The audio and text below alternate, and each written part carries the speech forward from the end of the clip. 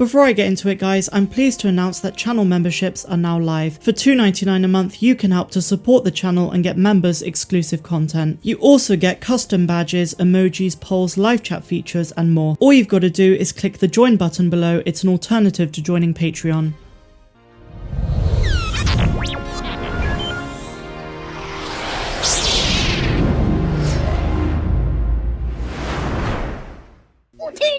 Hello my dear friends and welcome back to another Bad Batch video. In episode 7 Battle Scars, after a major scare with Wrecker, Clone Force 99 had their chips removed. Earlier in the episode, Omega informs Tech that she doesn't have one. Wrecker asked why, but Hunter chimed in before Omega was able to reply. Now this gives us the answer to a big question we've had ever since the premiere of the show, but it also sparks a whole series of new ones. For example, why doesn't Omega have an inhibitor chip? Does she have some other kind of programming? And overall, what's her deal? Jennifer Corbett, who writes on the series, did say that who Omega is and her backstory are going to become very important to the overall plot of the show. For this reason, among others, I think the truth behind Omega's identity is going to really tie up some loose ends. Now, just before I explore these questions, I will say that I covered a lot of Omega theories prior to the Bad Batch being released, but now that we're 7 episodes in, we have so much more material to work with. So let's get straight into it.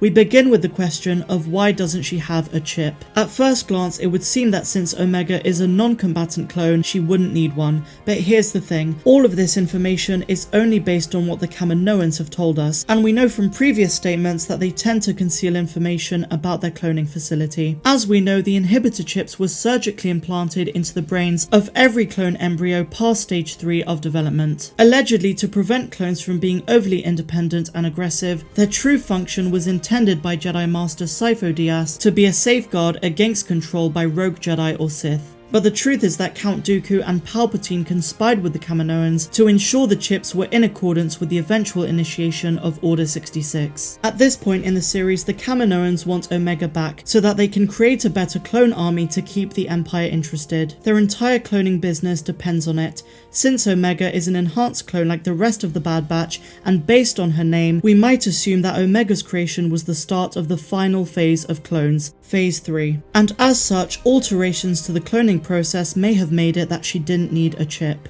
Instead, what if her programming runs deeper? In other words, while she appears to have free will and is chipless, the Kaminoans genetically modified her in a way that when she's activated, her powers undergo a complete evolution. In other words, her entire psyche is an inhibitor chip without being a physical one that can be removed. Another theory which I've seen as to why she doesn't have a chip is that she's a Force-sensitive clone, and her powers are all connected to the Force. We've seen hints of her abilities to read people and use her instincts, and to be honest, I wouldn't be surprised if this is the route they take. This could of course tie directly into Galen Marek from The Force Unleashed. It's possible that the Kaminoans want to build a Force-sensitive clone army, with one simple catch: they all have the combined enhanced abilities of Clone Force 99. Now if Dave Filoni did decide to write the character of Omega as a Force-sensitive, then there's a good chance that this is how Ahsoka Tano is going to appear in the series. As time goes on, the Bad Batch might become more and more aware of Omega's abilities, and they end up seeking out the help of Captain Rex. Rex will then tell Omega that he knows someone who can guide her in the ways of the abilities that she has. And then of course she could go off with Ahsoka. I wouldn't necessarily put my money on this theory, but it is plausible. Another theory that is definitely worth considering is that Omega does have an inhibitor chip,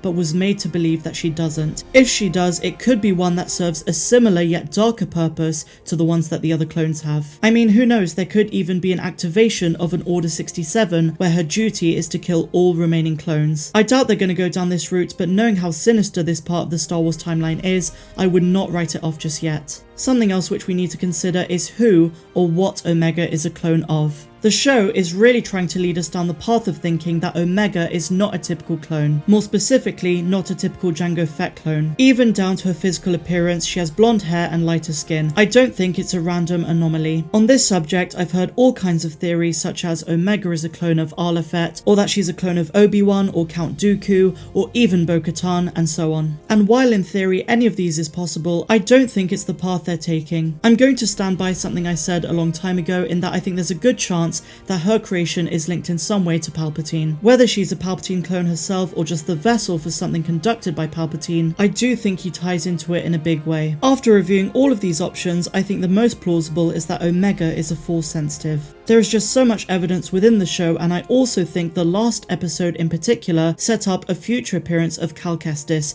whose story might connect to Omega's further down the line. Who knows, maybe even in the Mandalorian universe. They would roughly be the same age at this point in the timeline, and the fact that they were taken to the planet of Bracca is not a coincidence. I truly feel like Dave Filoni wants to bring Cal into the show or into other parts of the Star Wars universe outside of Jedi Fallen Order. The Padawan of Jedi Master Jaro Tapal, Cal Kestis served alongside his mentor in the Clone Wars until the Grand Army of the Republic betrayed its Jedi officers after receiving the command to execute Order 66 from Palpatine. As a result, the clone troopers of the 13th Battalion attempted to execute Kestis as a traitor of the Republic, forcing General Tapal to sacrifice himself in order to save Cal. Now, after his master's death, Cal Kestis lived in exile on the planet of Bracca, working as a rigger for the Scrappers Guild, who we saw right at the end of episode 7. He was then discovered by the 2nd and 9th sisters, who were Inquisitors of the Empire. Given Cal Kestis' immense popularity in the Fallen Order franchise and the popularity of his astromech droid BD-1, it's very likely we will see Cal Kestis at a later point in the Star Wars timeline, either in live action or in animation. By taking viewers to Bracca right at the start of Cal Kestis' journey, Dave Filoni could very well be setting up the character's first television appearance. The Bad Batch has yet to encounter anyone from the Jedi Order in the post-Order 66 world, and a Kestis appearance would be the best form of fan service, and it would also connect to Omega if she does turn out to be a Force sensitive. We truly have so much to look forward to. But ultimately, guys, the magic of this show so far has been in the way they keep us engaged. They keep us asking questions and wanting to know more. It's been quite an amazing journey so far, and I think now that we're at the halfway point of season 1,